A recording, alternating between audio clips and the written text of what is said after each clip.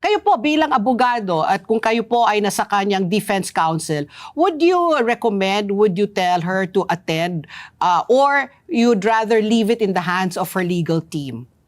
Matagal ko na rin nung sinasabi na hindi siya kailangan umattend kasi hindi naman required. The Constitution does not require it. The rules does not require it. Talagang unang-una, hindi ba matagal na rin natin sinasabi, yan namang mga grounds na sinasabi na hindi naman totoo, puro gawa-gawa lang yan. So kung ikaw naman ang dinidemanda, ba't ako pupunta dyan? Wala naman silang kaso sa akin. Anong gagawin ko dyan? Hindi ba yan nga sinasabi ng mga abogado niya? Bakit hindi namin sinagot? Wala naman kayong mga ultimate facts na inaalis. Paano namin sasagutin yan? In other words, if the accusation is nothing but fabrications, why do you have to respond to it? Kitang-kita na nga.